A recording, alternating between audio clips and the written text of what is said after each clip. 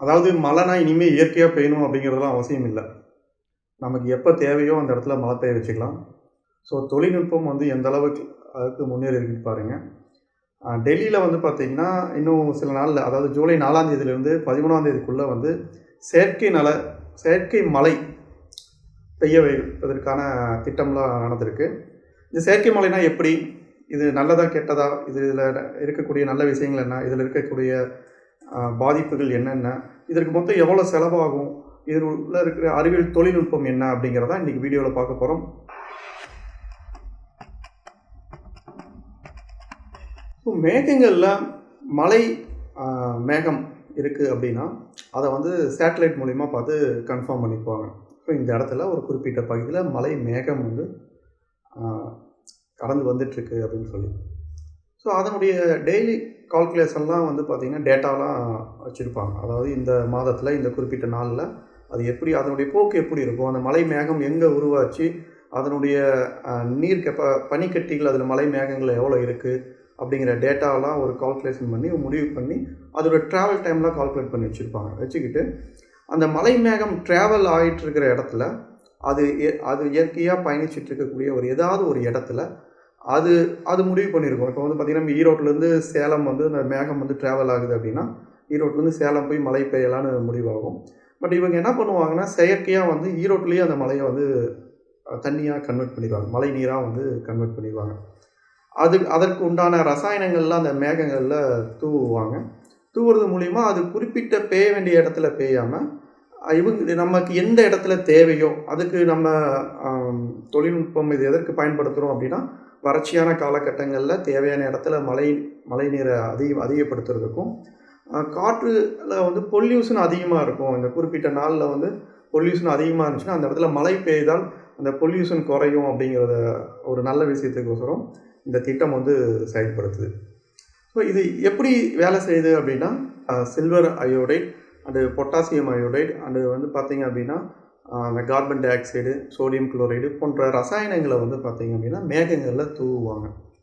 அது எப்படி தூவ முடியும்? இதுக்கு ஒரு 3 விதமான மெத்தடுகள் இருக்குது. அது என்னங்கிறது பார்க்கலாம். நான் முன்னே சொன்ன அந்த ரசாயனங்களை வந்து பார்த்திங்கன்னா விமானங்களில் எடுத்துகிட்டு போய் மேகத்துக்கு மேலே வந்து அதை புகை வழியாகவும் அதை வந்து தூவுறது, அந்த விமானங்கள்லேருந்து தூவுறது. இது இப்போ டெல்லியில் நடக்கக்கூடிய பிளான் வந்து என்ன, மொத்தம் 5 அல்லது 6 விமானங்கள் பயன்படுத்துகிறதா சொல்லியிருக்கிறாங்க. ஒவ்வொரு விமானமும் வந்து பார்த்திங்கன்னா 90 நிமிடம், அதாவது 1.5 மணி நேரம் வந்து ட்ராவல் பண்ணும் அப்படின்னு சொல்லியிருக்கிறாங்க. ஸோ விமானங்கள் மூலிமா விதையை வந்து அந்த மழை பெய்வதற்கான மேகத்தை ஸ்டிமுலேட் பண்ணுறது. ஸோ 2வது மெத்தட் வந்து பார்த்திங்கன்னா தரையிலேருந்து ஒரு ஜென்ரேட்டர் மூலிமா புகையை வந்து அந்த ரசாயனங்களை மேலே கிளப்புறதுனால அந்த இங்கிருந்து புகை மேலே தரம் போகும், அது மேகத்தில் போய் கலந்து அந்த மலை மேகங்கள் வந்து மழை பொழிவாக மாறும். 2வது மெத்தேடு. இன்னொன்று ராக்கெட் அல்லது வந்து ராக்கெட் மூலிமா வந்து வேகமாக அதை செலுத்தி அதிலிருந்து வரக்கூடிய புகைகளை வந்து ரசாயனங்கள் வந்து மேகங்கள் மேலே தூவுறது. ஸோ இந்த 3 விதமாக வந்து மழை பொழிவை வந்து சாத்தியப்படுத்துகிறாங்க. ஸோ இதனுடைய நல்ல விஷயங்கள் அப்படின்னு வந்து பார்த்திங்க அப்படின்னா வறட்சி காலகட்டங்களில் தேவையான சமயத்தில் நமக்கு நீரை வந்து நம்ம வந்து எடுத்துக்கலாம். இதுக்கு முன்னாலேயே வந்து சோதனை அடிப்படையில் நிறைய இடங்கள் நடந்ததாகவும், தமிழ்நாட்டிலையும் சில நாட்கள் சோதனை அடிப்படையில் வந்ததாகவும் பத்திரிகை செய்திகள்லாம் வந்திருக்கு. ஸோ டெல்லியில் வர ஜூலை 11 இந்த செயற்கை மழை பொழிவதற்கான திட்டம் நடைபெற்றிருக்கு அப்படின்னு சொல்லி ஊடகங்கள் வர செய்திகள் எல்லாமே அறிவிக்குது. ஸோ இதனால் வர பாதிப்பு அப்படின்னு வந்து பார்த்திங்க அப்படின்னா திடீர்னு அந்த கால்குலேஷன் எப்படி இருக்குன்னு தெரில, வெள்ளம் திடீர்னு அதிகமாக வர்றதுக்கு வாய்ப்பு இருக்குது. அந்த குறிப்பிட்ட இடத்துக்கு போக வேண்டிய இடம் அந்த இடத்துக்கு போகாதனால அந்த இயற்கையாக அந்த மேகம் நகர்ந்து போகிற இடத்துல வந்து வறட்சி வர்றதுக்கு உண்டான வாய்ப்பு இருக்குது. அந்த ரசாயனங்கள்னால வரக்கூடிய பொல்யூஷனும் இருக்குது. ஸோ எது இருந்தாலும் இந்த மழையை வந்து நம்ம வரவேற்போம். இந்த மழை பெய்வதற்கு அறிவியல் தொழில்நுட்பம் வளர்கிறத வந்து ஒரு வரவேற்க வேண்டிய விஷயம். இது முதல் முறையாக நடக்கிற, அதாவது முன்னாடியே அனௌன்ஸ்மெண்ட்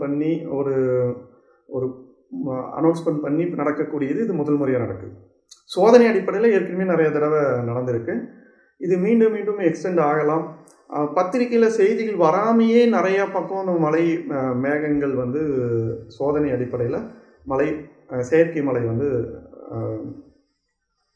பெய்திருக்கு. சில குறிப்பிட்ட நாடுகளில் கூட இந்த பக்கத்து நாட்டு வந்து அந்த நாடுகளே மேகங்களே நாட்டுக்கு வரவிடாமல் அந்த நாட்டிலேயே தடுத்துடுது அப்படின்னுலாம் ஒரு ஆப்பிரிக்காவில் இருக்கக்கூடிய ஒரு நாட்டு அதிபர்லாம் வந்து இதுக்கு முன்னால் பத்திரிகை செய்தியெல்லாம் வந்துருந்துச்சு. ஸோ அறிவியல் தொழில்நுட்பம் எந்த அளவுக்கு வளர்ந்துருக்குன்னு பாருங்கள். செயற்கை மழை பொழிவதற்கு அளவு வளர்ந்துருக்கு. இது நல்லதா கெட்டதா?